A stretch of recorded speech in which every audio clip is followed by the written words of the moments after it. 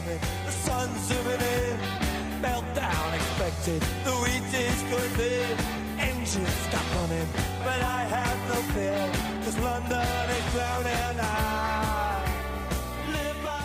Hello everybody and welcome to the By a Minute Arsenal podcast, our 70th podcast, if I've got my numbers right, which is quite a thing. I didn't think we'd ever get this far, but here we are. Unfortunately, as has become quite common in recent months, we're having to do this one after a defeat, an away defeat. In fact, it would be a rarer thing if we were doing one after an away not defeat, for stats, which I'm sure we'll come on to much later on.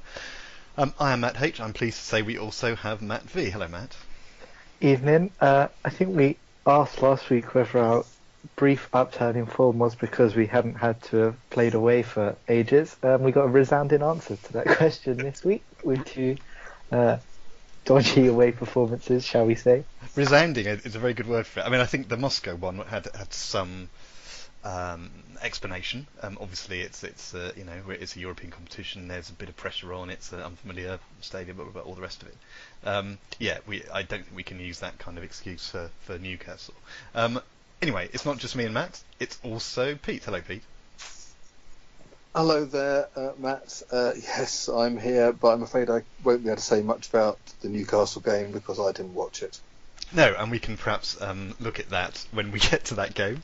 I think there will be many who will not be surprised and possibly slightly jealous of that. So we'll deal with that when we come to it. But first of all, let's see if we can find something good to talk about. And where we do have something good to talk about is our progress to the semi-finals of the Europa League. Now that was gained by a 2-2 draw in Moscow last Thursday, which of course put us through overall. It got dicey at times, I think it's safe to say, with Moscow 2-0 up at one point and one goal away from going through, but we managed to do enough to hold on, thanks I think to some excellent performances from a couple of individuals, but we'll come to that. Right, let's start with that game then. So we went to Moscow last Thursday.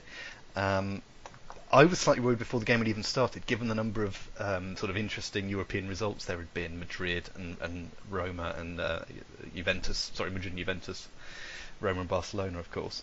And Wojciech Szczęsny, continuing our theme of looking at former Arsenal players. Matt, an ex-Arsenal goalkeeper, did you happen to see him turn up and nearly save the day for Juventus in that Madrid game? I did, and it was a real shame.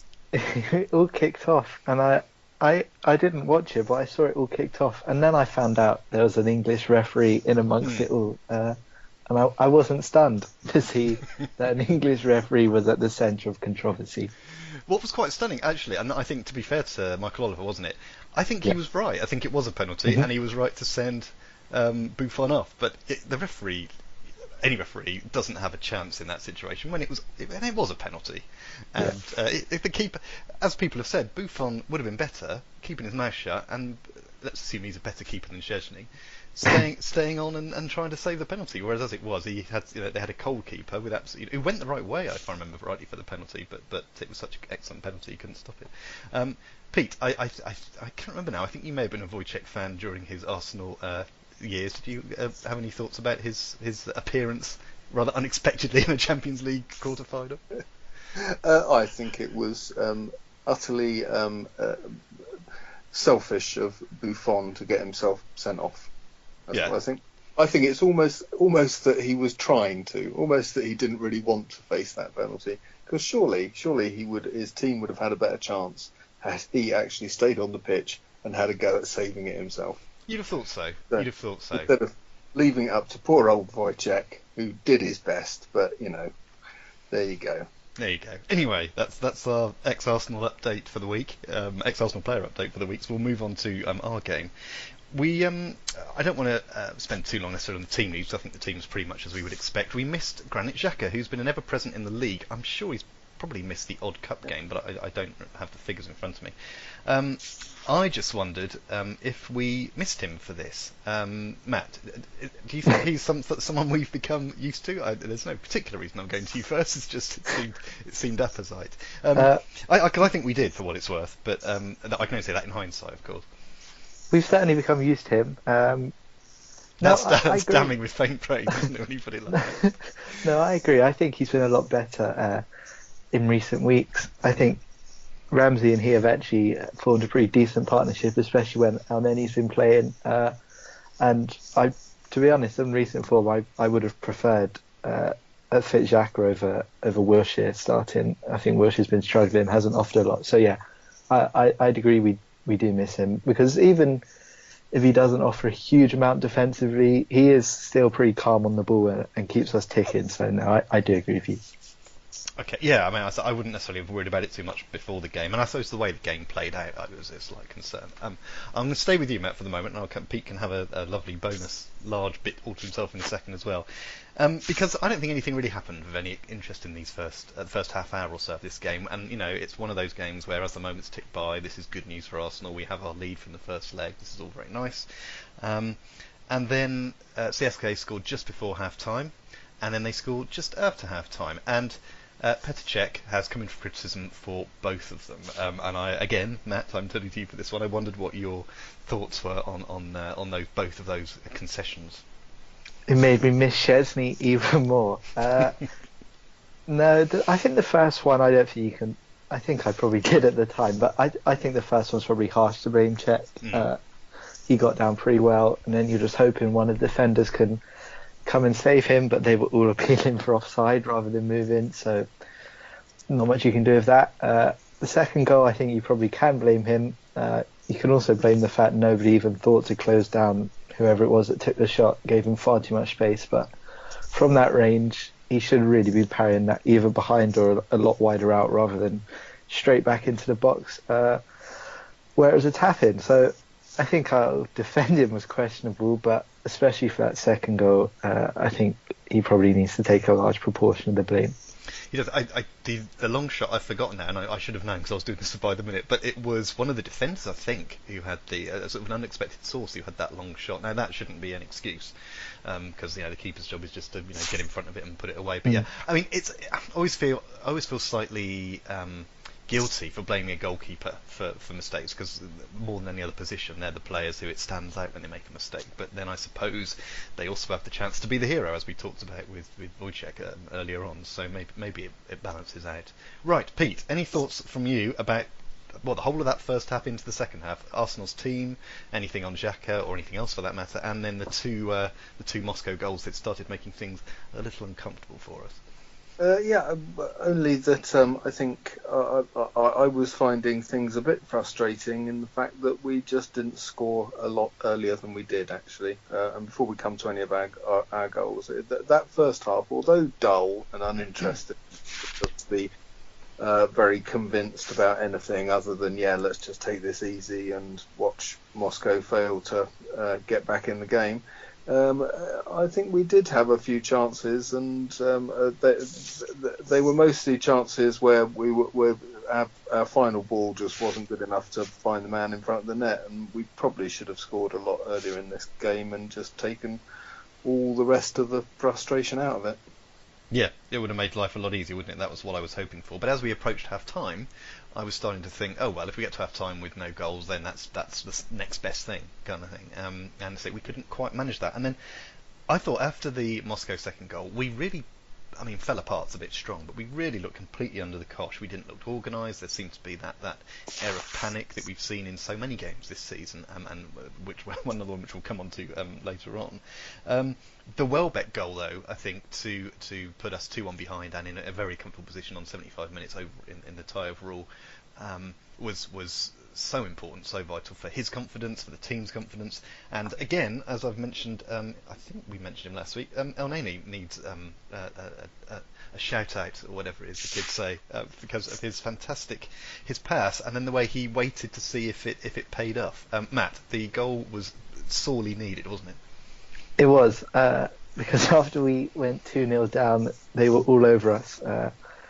They had that one long shot in particular, which was very close, and I thought we were on the verge of collapsing. So we definitely needed that goal. It was a great turn from Welbeck. As you said, laid it off to Elneny, who has probably been one of our best players the last couple of weeks. He's been really good in midfield. And Welbeck, uncharacteristically clinical. Actually scored staying on his feet. It was a really good finish, Yeah, actually. no falling over, no tripping up, no stubbing toes. It was a great finish, wasn't it? I know. I was really happy for him. And as you said, that pretty much, effectively sealed the game.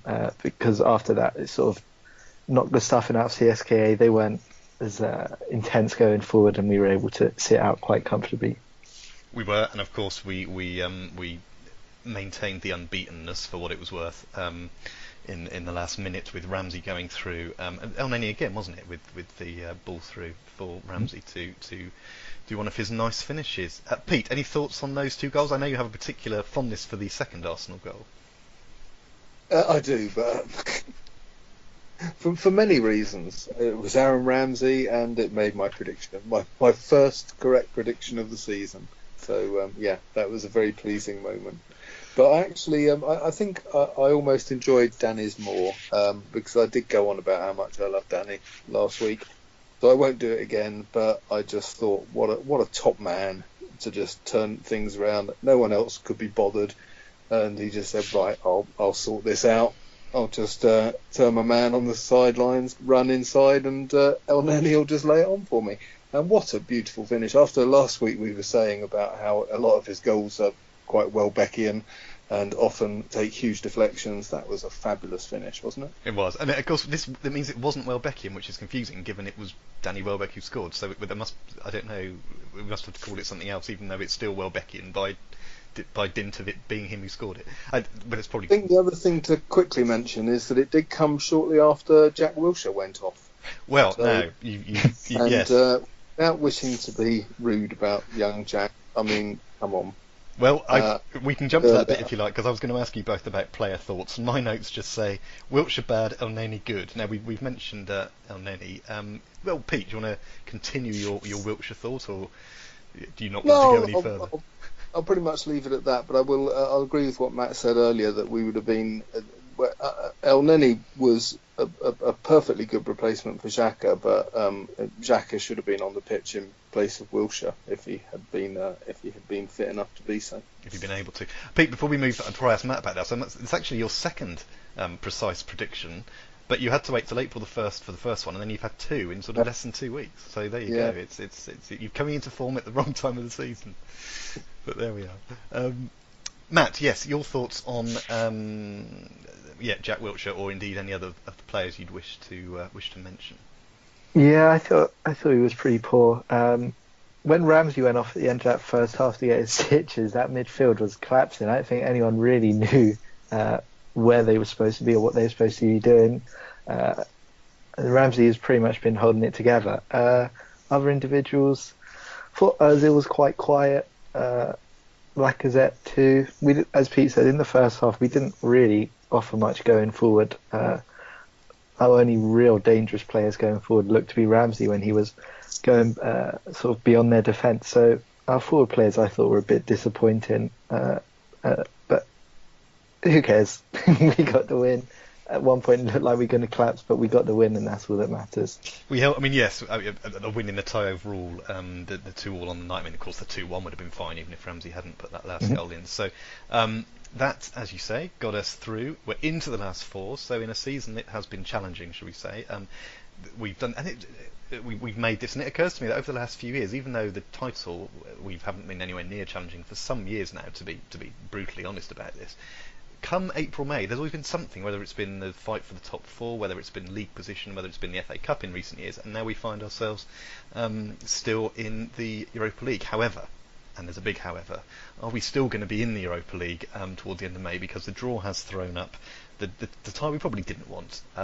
Atletico Madrid, and we play the home leg first, and I know we've had discussions before about which we prefer. Matt, your thoughts on that tie, and it's still a couple of weeks away, but any thoughts you have about our likelihood of making it through to a final? Minimal. I just think so far in the knockout stages, we've pretty much won all the ties in the first half of the first legs, where we've just blitzed the opponent with some really good performances attacking wise. But I think Atletico Madrid are far too good defensively to allow us to do that. And they also have the players going forward. That means when we have these spells, which we have in all the tides really, when we look like the defence is falling apart and we're offering up chances, I think they're going to punish us. Defence is a real issue. I think Atletico Madrid at home have won all of their last 10 games without conceding a goal. So they're just so strong all over the pitch. They have experience in the latter stages of European competition in recent years. So obviously we have a chance, because when our attacking players click, I think they can score against anyone. But defence is a real issue, because I think Griezmann and Costa, I think they could punish us. So I think, we're really up against it. Yeah, I mean, I'm just looking at their league form here, the table. They are second in the table. They're 11 behind Barcelona, but they are 4 ahead of Real. And it's interesting, they've only lost 3 games this season. They've only conceded 15 goals, which is 2 fewer than Barcelona have conceded, and they're 20 fewer than Real Madrid have conceded, which is a huge difference. They don't score very many, 54, and Barcelona, as a comparison, on 81, Real Madrid on 79. So, Madrid have scored nearly half again as many as Atletico have. So you can see where their strength lies in terms, or you can see they're strong defensively, but as you've alluded to, that we know they're strong up front as well. Pete, this perhaps wasn't the time we wanted, but you can look at it the way around and talk about the you have to beat teams like this if you want to win this competition. No, I can't be bothered. That's cheered me right up. That has all those wonderful thoughts about how great Atletico Madrid are. Sorry. And never let any goals in, and how that's all our game is based on. No, I can't really think of any answer to that other than, well, it all looks pretty hopeless, doesn't it? I suppose you can take the bigger picture, the difference we've had this season between the league form and the way we've played, as Matt says, in certain games in this competition. One has to hope that we continue to just entirely put all our eggs into the Europa League basket, and we just really don't take any league games in any way seriously, and maybe the team will rouse themselves. I mean, I think we probably do have a chance of scoring against them. What you've just said, though, does make me wonder whether we should just play the home leg with an eye to just not letting them score at all. That maybe a 0-0 in that is a fantastic result to take away. Because the last thing we need is conceding an away goal against a team that's that good defensively. I didn't watch their second leg of their Europa League game, because obviously I was watching the Arsenal game, but they lost, if I remember rightly, but they went through 2-1 on aggregate. So no, I didn't see the game, so that assumes it was a bit tight, and perhaps that is the opportunity that we have, and we just have to be careful with our gung-ho approach. And as you say, I think perhaps toning it down a bit might be useful. We'll leave that there for now then, because we'll come back to that next week when we'll look at it and we'll get predictions and whatnot from everybody. But for now, it's time, I'm afraid, even if briefly, to move back to the Premier League, where we were back in action yesterday. Now, I just randomly saw something last week that when we beat Southampton last week, that was the only home win in the Premier League that week, which I thought was mildly interesting. But it does sort of slightly highlight the point that we can make about Newcastle, or not Newcastle specifically, but our away form. I had no idea until I saw this bit on the coverage yesterday. We, and as we know this is still the case, we haven't got any away points in 2018. I think I would probably have known that if someone really pushed me on it. But I didn't realize we were the only team in England that are in that boat. So there's not a single team in any of the 4 main divisions, apart from Arsenal, that have not got at least 1 point away from home, which, when you put that into context, that says an awful lot, I think, about the team and dare I say it, the manager and all the other issues that we've discussed in the past and I'm sure discuss in the future. I'm not really sure where to start with this, because as we know, we went to Newcastle and we lost again, and not only did we lose again away from home, but we took the lead and lost away from home, which is, I don't know, for some reason that seems even more disappointing. Where should we start with this one? Well, for reasons that will become clear, we'll start with Matt on this one. Plenty of changes from the team that played before. Xhaka was back. Start for Joe Willock as well, his league debut. Yeah, I thought the team selection was a bit strange, partly because Mustafi's turning into Xhaka a few weeks ago, in which it seems he can't do anything to get dropped. Probably needs a break, I think. I also don't really understand what we're doing with Callum Chambers. He sort of lacks confidence at centre-back. I don't think the way to help him with that and to help him settle in the first team is to switch his position every week. Also because it seems strange Maitland-Niles doesn't really ever get a start anymore. He was really impressive in the early part of the season, so I think he's more than capable of filling in at right back. But we spoke last week about Rob Holding, so I was happy to see him. And as you said, Joe Willock, it was a brave choice. I felt a bit sorry for him. Coming up in your first game against Diame in midfield, it is a tough ask, but I don't know. I thought it was sort of like the Nottingham Forest game earlier in the season. I felt our bench could have been stronger. I know we came back pretty late on Thursday or early Friday from Moscow, but the likes of Ozil and a couple of others, I think they could have been on the bench just in case it did go wrong, which it did. Which it certainly did. Right. Now, Pete, I know, without a spoiler, he didn't see the game, so I'm just wondering when to get his thoughts. Well, I can, as I say, I did keep up with the with events to some extent. Good. I did see the team announced, and I was actually quite pleased to see the team. As I say, I was it was a bit odd considering that we don't have to play another game for a week after it, and there's no midweek game to worry about. But I think it really is, as I've said before, the way to approach all the rest of the league games now is just who cares less about this stuff, and it's a good chance to give some people some Premier League experience. It's a good chance to see some players that we don't see very much of, and just to see if they can handle it. And because the result is just totally unimportant. I mean, not having seen this game, I can't comment on whether the performance of anyone was particularly good or not, but I'm really not worried about the result at all, and the same for the rest of the league games. So I was perfectly happy to see it approached in the way it is, without anyone even on the bench to try and to save things if it goes wrong, because let's just not worry about it.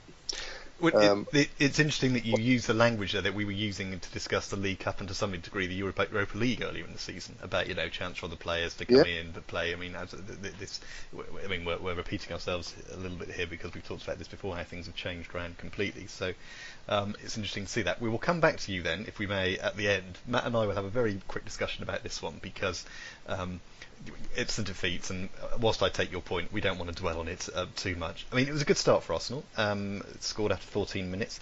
Lovely goal, I thought, actually, from Lacazette, including Aubameyang and I've forgotten the pass. Oh, it was from Mustafi, I think, wasn't it? The long pass. And things were looking quite good, but they didn't last. It was 1-1 by half time. After quite a neat Newcastle goal, and ultimately Newcastle won, scoring after 68 minutes, and then that was that.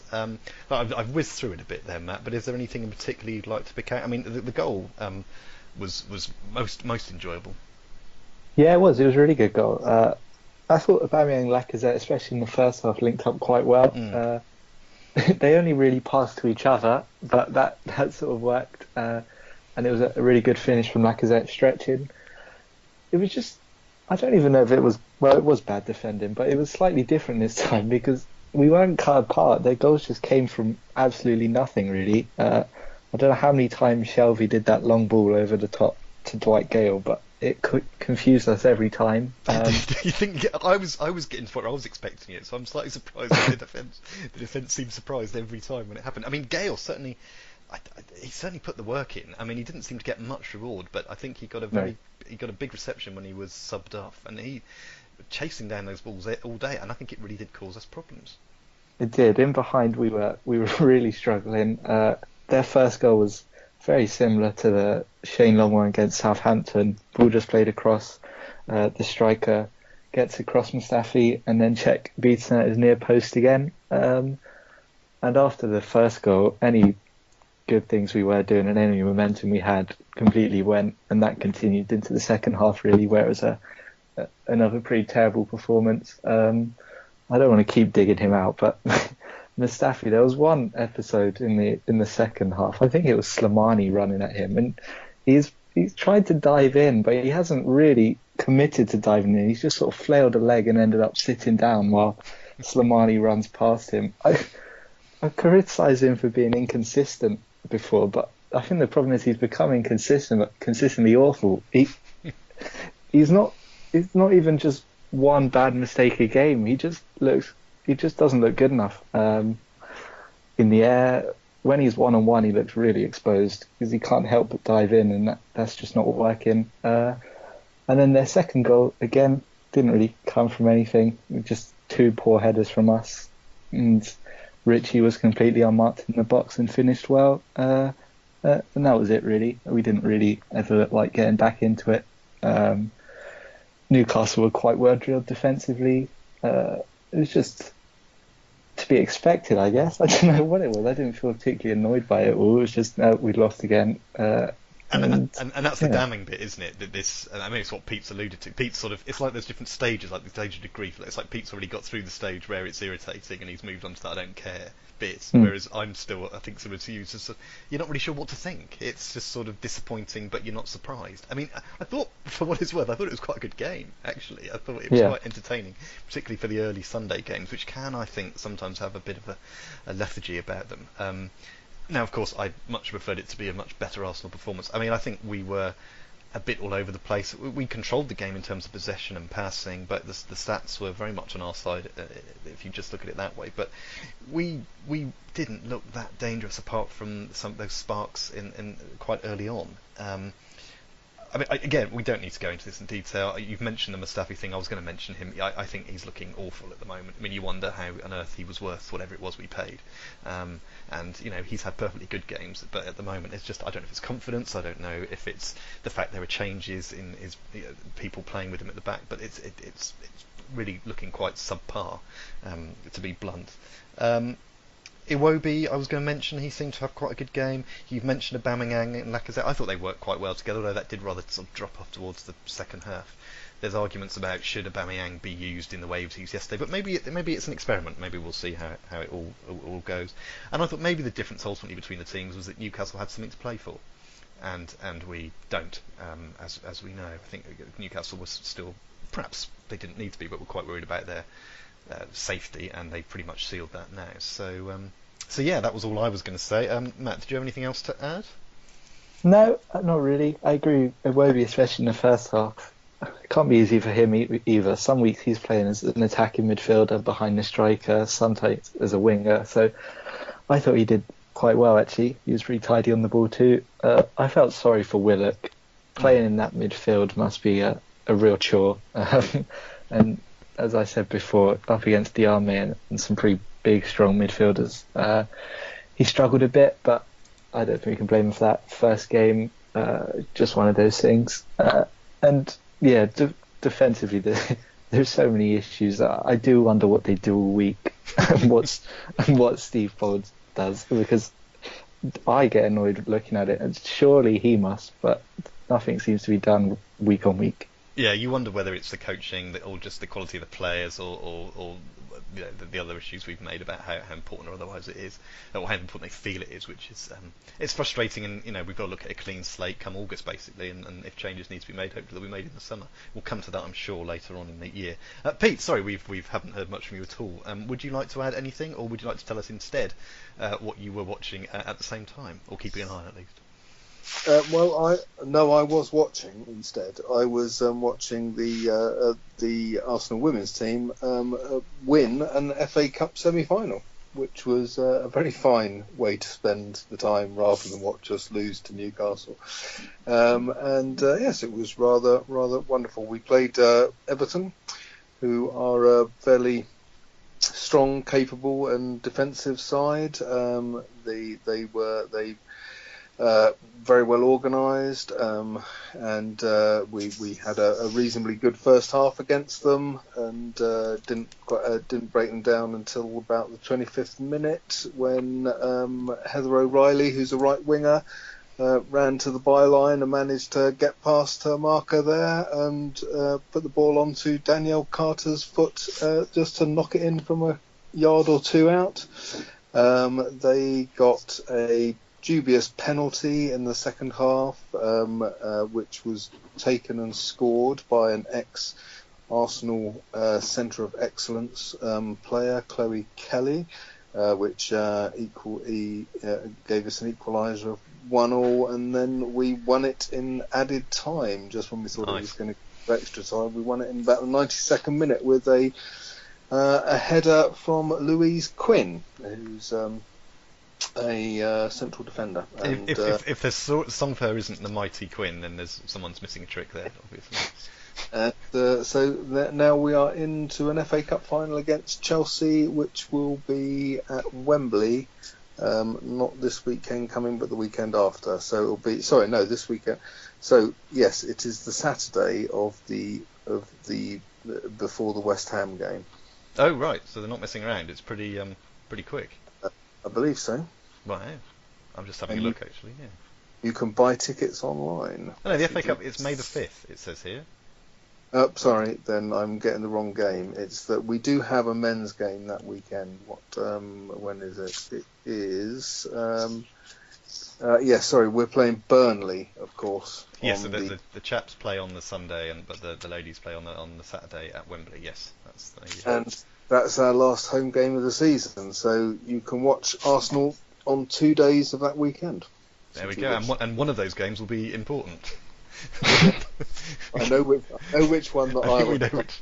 Okay, well, excellent. Well, thank you for that. We don't do any lady stuff normally, so it's nice to have a brief mention of it there, and good luck to them in the final one. I'm sure there will be plenty of tickets available somewhere, because Wembley's a big place, and I know they'll get a big attendance, but I'm sure there'll be enough space for other people to go along too. So, well, let's thank you for that. We'll move on then, because we've been going for quite a while. Just to note the Premier League, we are now 6 points behind Chelsea in 5th. We are only 2 points ahead of Burnley in 7th. Pete's wish to finish 7th, although that still won't get us out of Europe, unfortunately. I'd prefer it was 8th now, but yes. Leicester going to put a run together, are they? Well, Burnley beat Leicester, so unfortunately it was going to disappoint you one way or the other. So yeah, I'm afraid Burnley have won 5 in a row, so there's every chance they'll beat us. But that could be a battle for 6th place. So we'll worry about that nearer the time. We'll look at predictions quickly, because for possibly the first week ever, we had 2 completely accurate ones. So Pete, as we've alluded to, was exactly right with his 2-2 prediction for the Moscow game. I did say it would be a draw, so I get a point for that. But Matt, obviously feeling worried about his lead, struck back yesterday, and his Newcastle predicted Newcastle victory 2-1 came in, so he continues his lead. So with a few games left, Matt's on 37, I'm on 31, and Pete's on 29. So Matt's looking quite safe, but Pete is sneaking up behind me a little bit there. Right, just the one game to look at for this week. It's another, perhaps we shouldn't say pointless, but another low-key Premier League game. We're at home to West Ham on Sunday. It's another 1:30 kickoff. I'll go first with this one for no other reason than I've got my prediction in front of me. I've gone for 3-1. I don't know what kind of team we're going to see, given that it's a few days before we play Atletico at home. I had 2-0 earlier on, and I thought, no, I think we'll concede one. So I put the 1 in and thought, but I think we might be all right, because you just don't know what you're going to get with this Arsenal team. We know our home record is good, so I've gone for 3-1. So let's go to Matt. What do you think about this one?